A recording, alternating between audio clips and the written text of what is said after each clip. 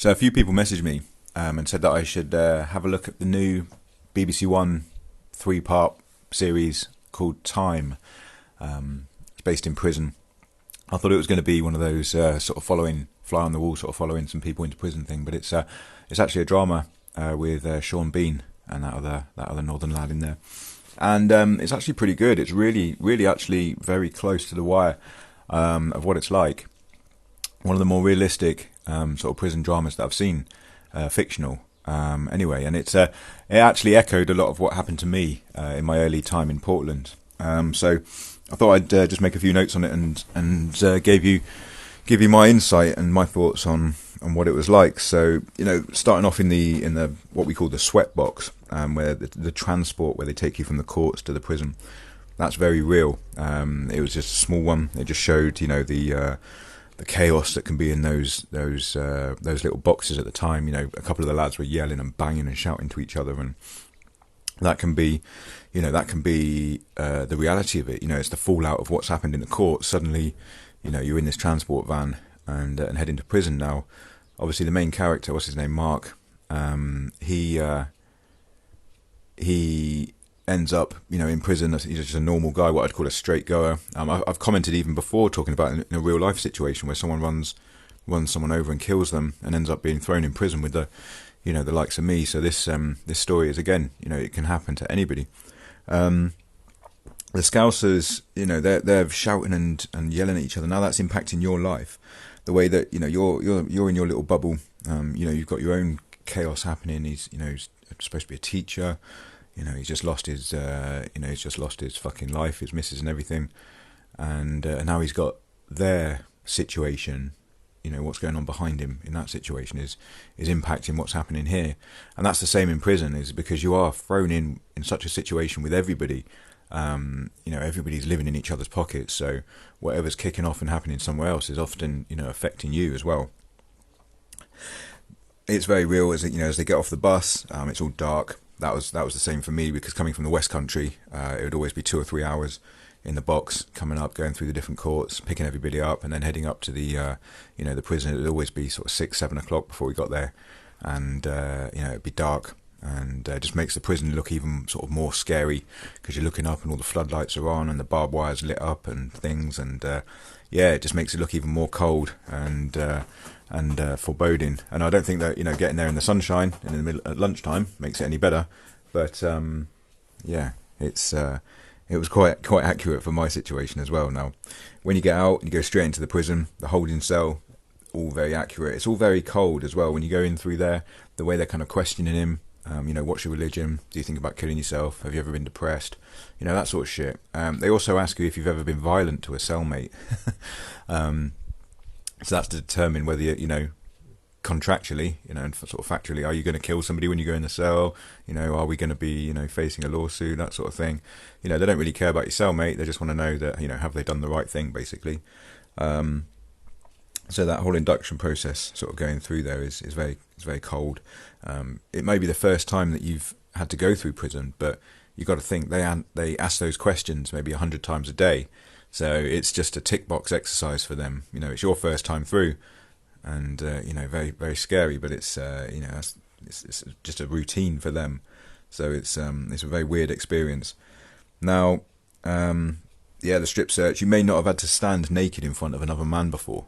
You know, not since maybe school, when you've had to have group showers or something. You know, you may not have had to, you know, stand naked in front of anybody other than a partner or, you know, boyfriend, girlfriend, that sort of thing. So it's very difficult having to strip down and get naked. Is the first indignity that you might have to suffer as you're sort of stripping away your freedoms. The little 2-minute phone call thing. Now, again, if you're not prepared for that, nobody knows phone numbers these days. You know, when I was a kid, I used to remember, you know, you'd remember God knows how many phone numbers in your head. But now you've all got mobile phones and devices that hold all of these things for you. If you're not prepared when you're going through the steps, going into prison, to take all those numbers down and write them down, then by the time you get to prison and you're just handed a piece of paper with a credit that's only going to work for 24 hours, and you know, you've got to suddenly make a choice of who you're going to phone and speak to them. So that was exactly spot on as well. You know, and you notice the staff because as a normal member of society, you would ask for help. So if you can't do something, you may turn around to the member of staff who's around you and say, "Oh, can you help me with this? Have you got a pen, a piece of paper?" You got to remember that the staff aren't there to help you. They're there to imprison you. They're there to keep you. They're there to make sure that the prison runs smoothly while you're there. They're not there to hold your hand through this. They're not customer services. So it can be an odd relationship that you're not used to when you go into prison. It's very contractual. They're literally there to make sure the prison runs smoothly. You're just a number. You're a blip on their radar, and the smaller the blip you are, the better for them. So they'll do whatever they can to kind of make an easy day for themselves.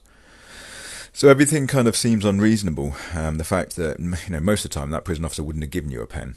You would have been issued a pen in that big kit bag he was holding. So they would have told you to just use your own fucking pen. They wouldn't have been possibly as helpful with the advice. The prison staff often know that there's going to be a barrage of questions, so they'll stand out of the way so that you can't ask them questions because they're not there. So yeah, it's a bit tricky, that first kind of those first kind of correspondences you have with the prison staff, and they're very drill sergeant-y with you, just to kind of keep you to fuck off and keep in your cell basically. The kit he's wearing and the kit that everybody's wearing, they've gone straight into tracksuits. That's pretty normal. Again, he would have had a pair of jeans and that shirt you see him wear on the visits. That would have been in his kit bag. And none of it's new. They don't issue new kit when you walk into the prison. So God knows how many hundreds of people might have been wearing that tracksuit before him. Gets going into a cell straight away. He's lucky there's not another cellmate in there. Sometimes if it was an empty cell, they'd put two of you straight from reception in there. So you and your cell, you and that new guy you've just come in off the bus with, you've both been thrown in that cell together. He was fairly lucky that first night. He didn't have any cellmates. Didn't have that to cope with as well. But that might be the first night and the only night, as it was in there, that you get the room to yourself. He was sat in there. There was no telly in his cell, but I'm guessing again because this is a bit of a TV drama. It doesn't make for good viewing if he just sits there and watches EastEnders. So there wasn't a telly in his cell for that night. But the banging on the wall and the shouting out the windows, that's all very real. And from a prisoner's point of view, that was the first step towards him getting bullied by those scousers later on, because he didn't defend himself at the window very well. As soon as someone calls you out and says, "Oh, what, you're a nonce," because he's an older man in prison, he doesn't look like a criminal. The crimes he looks like he commits are going to be, sort of deviantish crimes. So, that's a fairly normal situation, as in, if you've got someone who's a bit of a bully or a bit of a fucking loudmouth, they're going to be calling you out, asking you what you're in for, that sort of thing. Because he does look like he does look like he could be a fucking nonce. So that was his first step, really. He should have defended himself at the window. He should have called them out. As soon as someone calls you a nonce, you've got to fight them, basically. Because that's they've just taken that first peck at you, and if you haven't, that was their first pushing of his buttons, and he didn't defend himself. He didn't come up. And win that one. So that was that first step I recognised on that slippery slope of getting bullied and picked on. Now that's very real as well. That will happen in prison, and half the battle can be in your cell at night at the window. The second part of that story that they tell in this is obviously the prison officer whose son ends up getting thrown in jail.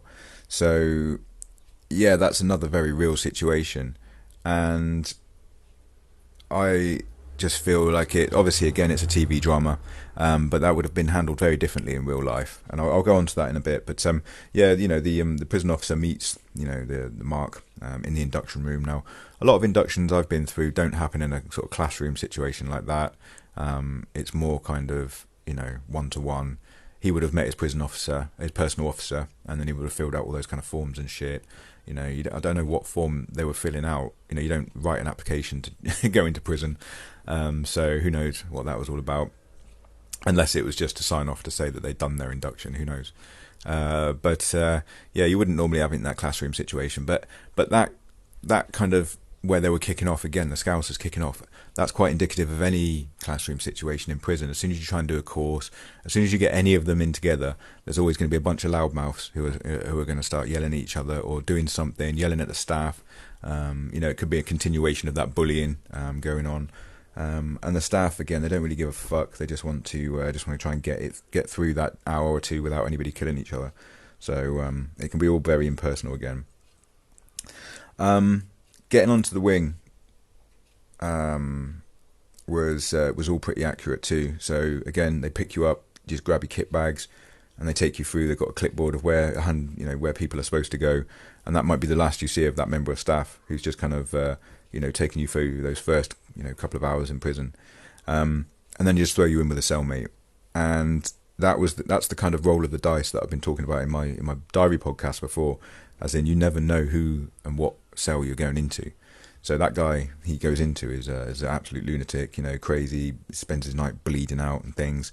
It may not be that, it could be drugs. As soon as that door shuts, you might start smelling him cooking up heroin and shit, or you might start fucking, whatever that guy's into, he might start doing, and then you've got to deal with a fucking, a drugged up cellmate who you don't even really know who he is or what he's capable of, and that kind of shit. I've been in a cell with a schizophrenic before, where they're listening to voices of themselves cutting their eyes out and shit, and is he going to start telling is the voice is going to start telling him to cut my eyes out? I mean, this is what you've got to fucking deal with. The mental health issues in prison are fucking ridiculous. I've done videos about this at all. But you are tied in with these guys, and it could be for months, it could be for weeks, it could be years. Who knows? You don't get to pick your cellmates a lot of the time. They could be a violent lunatic who sees you as a target, and they can take you hostage just so they can get themselves a ship out. And the more violent they are to you, the further up the country they're going to get sent.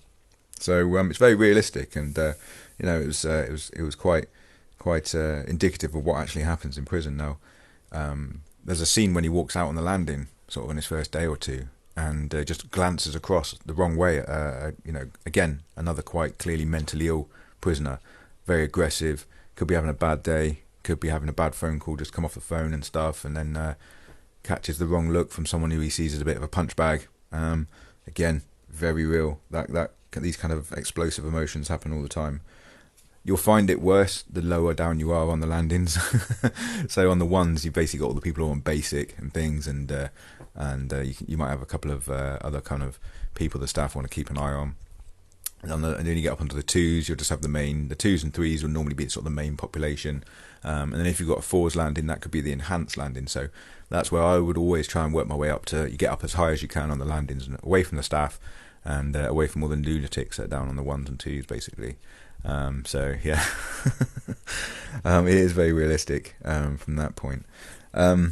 So from going back to the prison officer, he then gets his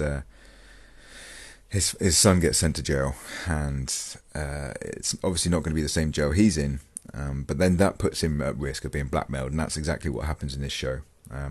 I would have thought in normal life, in real life, the minute that member of staff went to go and see the governor and explain that he'd just been attempted to be blackmailed and blah blah blah, that he needs his son to go and get a ship out to another prison, then that member of staff would have been suspended, I would have thought, and his son would have been put onto a vulnerable prisoners wing, because there was a very real threat that something was going to happen to them. So yeah, and also that big black lad would have been ghosted off to the other side of the country. He would have been recategorised to a B or an A cat, and he would have just been sent off to the island somewhere. But again, it's a drama, so they've got to keep them all in the same situation. So he starts bringing stuff in. Now, I always found that rather than bully the staff and threaten the staff into doing that kind of shit, you're much better off just paying them. If you're going to make God knows how much money bringing all that stuff in, he had loads of stuff coming in. If you're going to make thousands bringing that in, you may as well slip the fucking member of staff 500 quid at a time for fucking doing it. And you'll find that the member of staff will be biting your arm off to bring stuff in rather than you telling him he's got to do it.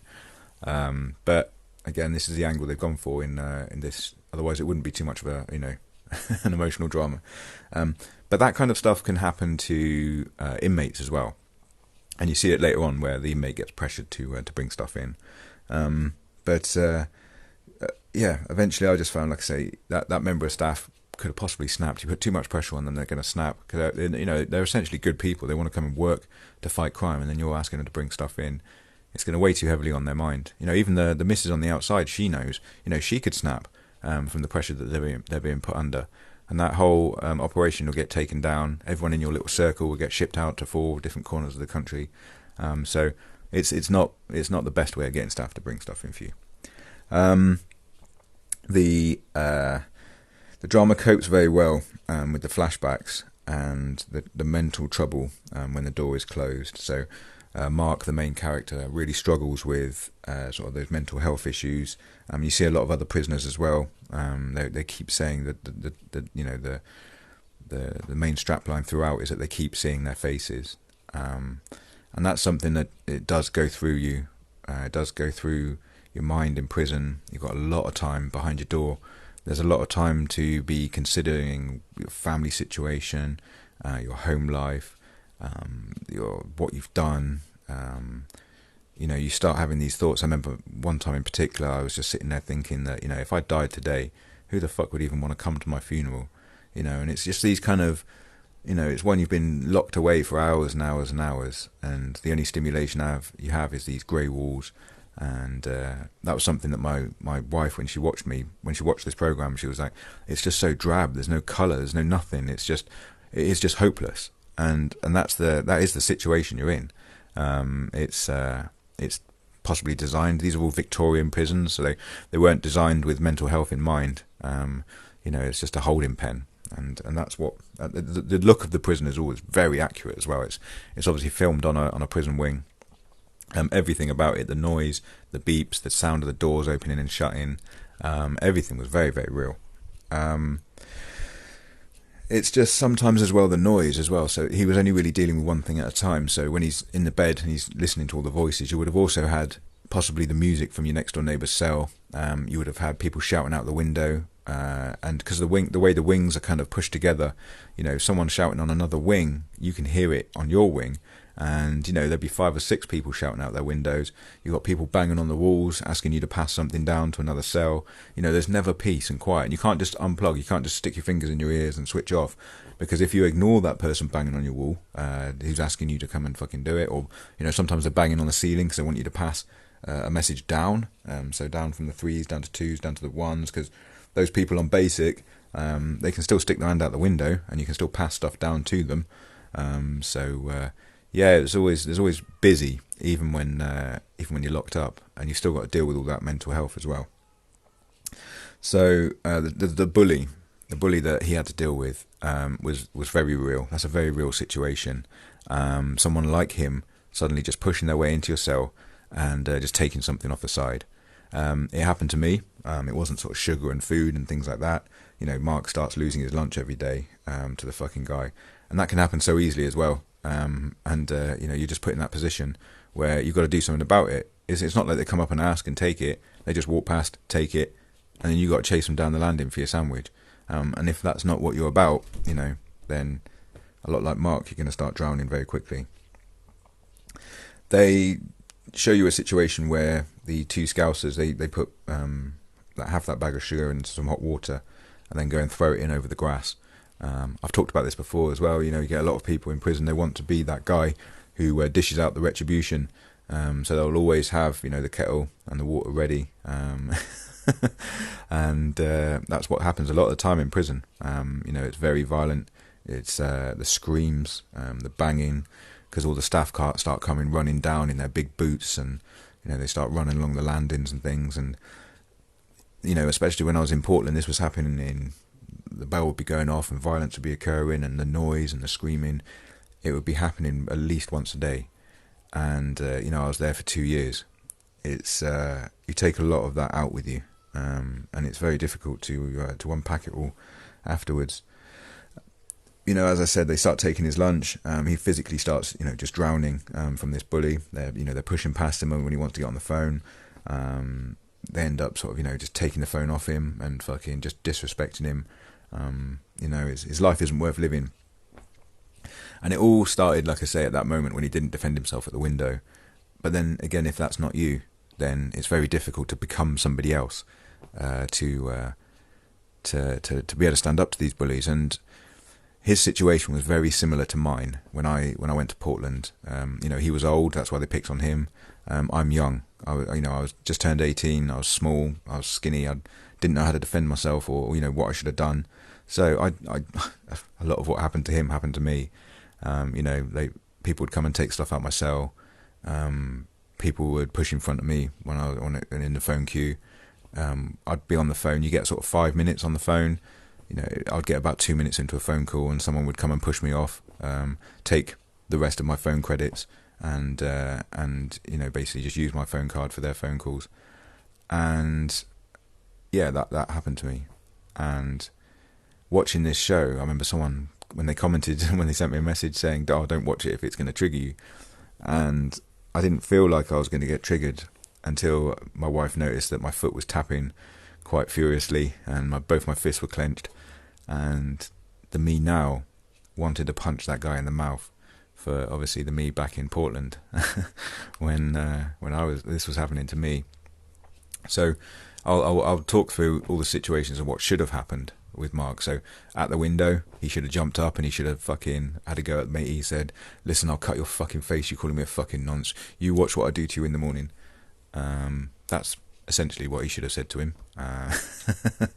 But if you don't know that, then you should fucking you're just gonna sit there crying into your pillow. When the guy came and took his lunch, he should have obviously just fucking battered him straight away. You just start throwing punches. That's your go-to move. Don't even talk, just start throwing punches, kick them as they go down, and fucking jump all over them for that 30 seconds until the staff come and pull you apart. Nobody will come and take your lunch again. You've got to be an animal, spit in their face, fucking just scream at them, fucking, and just start throwing blows. You've got to be a hurricane. Nobody wants to come and take the sandwiches off a hurricane. With the phone situation, you've just got to stand your ground. A lot of it's because they can pick on him, they will. So it's just more of a case of just, here, watch this, rather than it being, they're not gaining anything. They're still using their own phone, other than if they took his phone credits off him, which you can't really do anymore. But in that situation, he's, again, you've got to forget your life on the outside and just remember that your life on the inside is more important. So if someone pushes in front of you, you've got to forget that the 2 minutes of phone call you're losing, and you've just got to think you've got to beat them to death with the phone handle. Just rip that phone handle out their hand and start just beating the fucking death out of their skull with it. That's what he should have done. You don't stand there and ask, "Hey mate, you've just pushed in front of me. Excuse me, mate."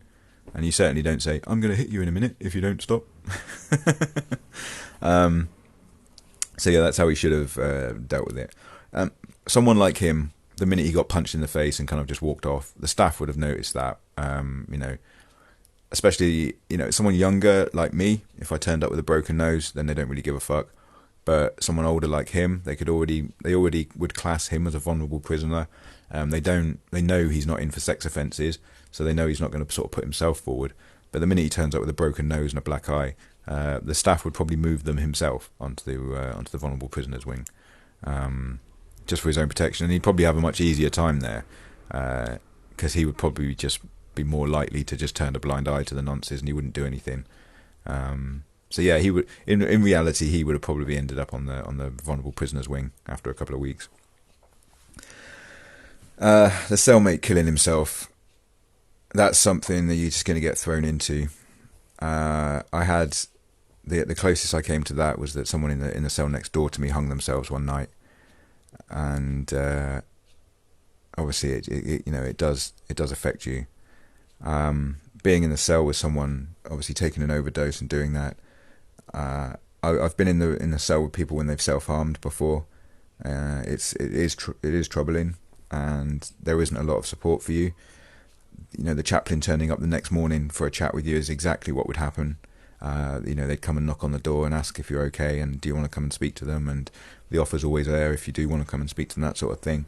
The chaplaincy for a lot of people is away from the institutionalism of the prison, because the chaplaincy and the church within the prison is normally a bit of a softer area. You've got a bit of carpet. It's not as cold as the rest of the prison. So some people do find comfort, even if you're not religious, within the chaplaincy situation.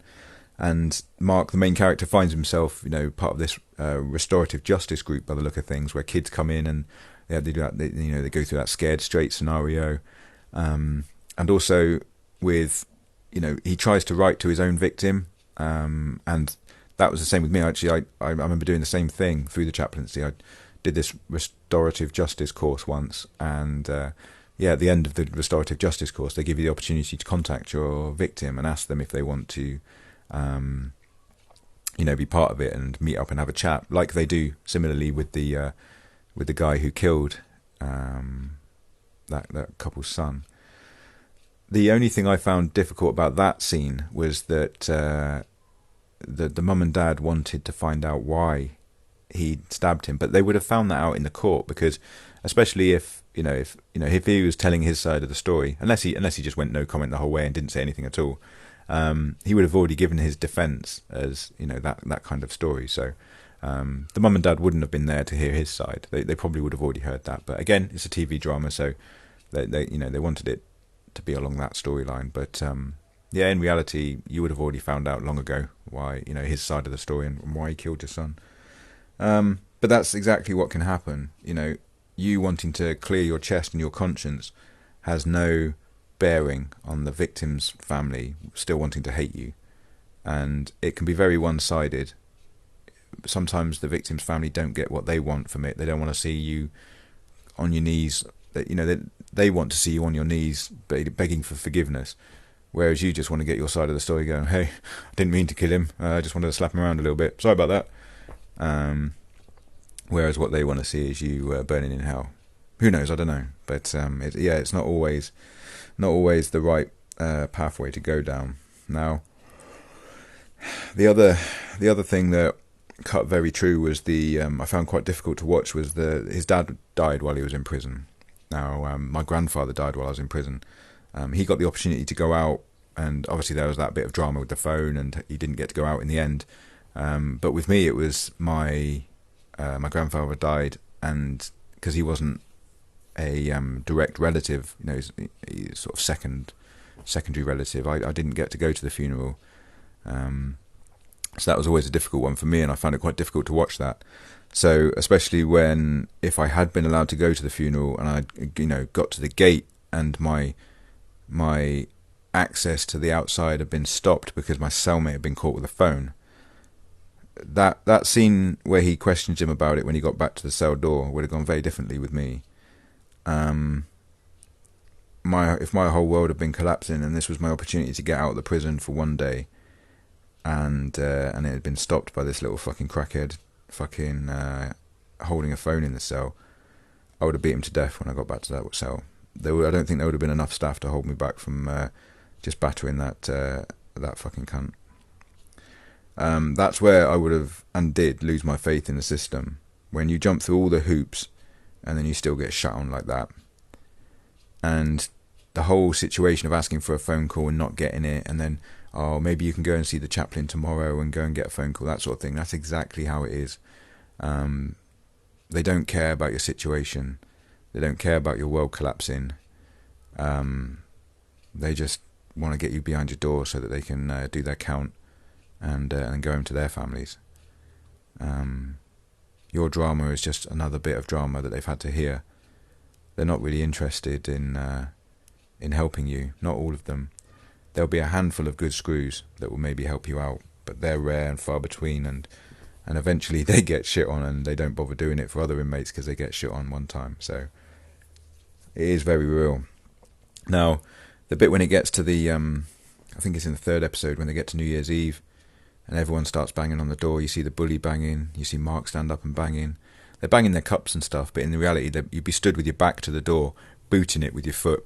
They call it man-made thunder, because once everyone gets banging their doors, the whole wing shakes and rumbles, and you can hear if another wing starts banging their doors, the prison will almost like light up and vibrate, and it can happen for anything. So obviously New Year's Eve is a big one. Everyone fucking gets their music turned up, and it's basically a party in prison.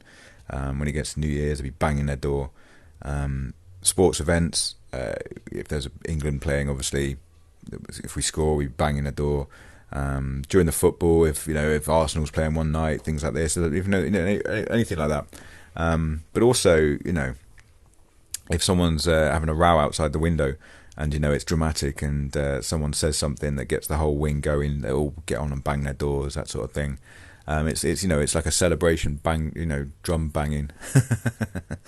But it was quite emotional watching it, because sometimes it can be you know, an absolute release of emotion. New Year's Eve used to be the real struggle one for me, because you can always say on a Friday or Saturday night that you might not have gone out that weekend, you know.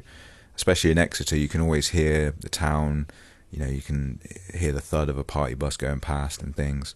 I enjoyed going out. I was quite sociable. I loved going out on the weekends and stuff. So weekends in prison would be difficult. So yeah, Fridays and Saturday nights used to be tough. But you'd always kind of trick yourself and think, well, maybe I wouldn't have gone out tonight. Maybe I would have had a nice night in. But New Year's Eve, you just know everyone would have been out partying. That would have been the one night that you definitely would have gone out. So New Year's in prison, you know, you sat there, locked away. It's quite a difficult evening, because you know everyone's out enjoying themselves. Even when you put the telly on, everyone's just, you know, even the EastEnders and everything, it's all New Year's Eve on EastEnders as well. Everyone's having a party. You can't escape it. And I'd always put the radio on, and the radio would be talking about how many house parties, and call in if you're doing this, and let us know how your evening's going, and it's horrendous. And I remember 2002 in Portland, and no, it was 2001 going into 2002, and it hopefully would have been my last New Year's in prison. And I remember the song, and I remember it coming on, and looking out the window, and there was fireworks, and you could hear the banging of the doors. And I remember just sitting there crying, thinking this will be the last one I have to do. Not really realising it was the second of maybe another 8 more that I'd be doing. But it was quite emotional watching Mark sort of sitting there banging his door, because he was becoming more of a prisoner. You know, that's a prison thing to do. He was starting to understand the flow of the prison. He's starting to become into the culture of the prison, and it was interesting to see him do that. Now, it is very real. Not often the bringing the drugs in, where he was told he was going to go and do a speech at that conference. Now, in reality, he would have gone with a member of staff. They wouldn't have just put him on a bus and sent him off to do it. But for the purpose of the drama, he went off on his own. That can happen. You know, if a member of your family's dying, I've talked about it in my first diary podcast. That very situation happens to Mark in this. Whereas you know, one of the boys on the wing come up to him and say, you know, you're getting out. You need to go and do this. And you know, the consequences of you not doing that are very real. He gets leaned on, and he doesn't do it in the end. And you know, the 2 boys come into his cell with pool balls and a sock and come and batter him. Now, he should have been more savvy than that by now. You know, that was getting to the end of his 2 years. If he'd evolved and changed, and you know, his character seems to have stayed the same all the way through prison. He never actually, you know, learned to stand up for himself. He never kind of, although he's a bit more friendly with a couple of prisoners, you know, he never really evolved into being a prisoner. Yeah, the reality is that you would have been standing there waiting. Maybe you'd fashioned some sort of knife. He could have told the staff that, you know, because he wants to live. He doesn't want to be a prisoner, so he wants to be a good and better person. So maybe that's why he didn't make his weapons or anything like this. But he would have possibly just gone to the staff and said, look, they're going to come and fuck me up because I didn't bring drugs in. Can you put me on the vulnerable prisoners wing for my last few weeks? That would have been his way out, I think, that character. But again, it's the drama, it's the story. But that's exactly what would have happened to him if he'd been told to do that and he didn't do it. Because you've got to remember, the boys on the wing, they don't want to show people that there's no consequences for not putting the drugs up your ass. So yeah, that would have been exactly what would have happened to him. But I would have been waiting. If I'd chosen not to bring the drugs in, I would have been waiting with a weapon or 2 for those boys to come in. You don't really sit in your cell when you're waiting for it to happen. You would have stood out on the landing. You want to see him coming. As soon as you see him coming, then you go into your cell. Maybe take your shirt off, get the knife ready, tuck it into your waistband, get the batteries in a sock, and as soon as they walk in, just start swinging. You wouldn't wait for them to sort of stand in front of you, both of them. You try and fucking split the head open of the first person who walks in through the door, and then start swinging for the second one. If there's 2 or 3 of them, then you want to hope that one of your pals comes running in behind. And yeah, just fucking get medieval on these fucks. This is you fighting for your life. these people are coming here to hurt you, and they don't care whether they kill you. You saw the mess he was at the end of that. So sometimes it can get very real. The staff getting searched at the end, that member of staff, obviously they had to tie, it came into a nice loop, that just as Mark was getting out, that member of staff he got caught in the end. He could have been caught by security at any point. Like I say, randomly, maybe it might not even be once a month. I don't know the kind of frequency of it, but security do search the staff as well, coming in every now and then, not often. So he would have got away with it probably for about as long as he did. But eventually, as he did, he got caught and, taken off into the little room. And the only thing wrong with this is he would have gone to the police station and then he would have gone through the courts. But they kept him in the prison, for, again, that dramatic effect of one leaving and one entering the system. The phone call he makes home to his partner was, again, very real. As in, I've had to make that phone call so many times.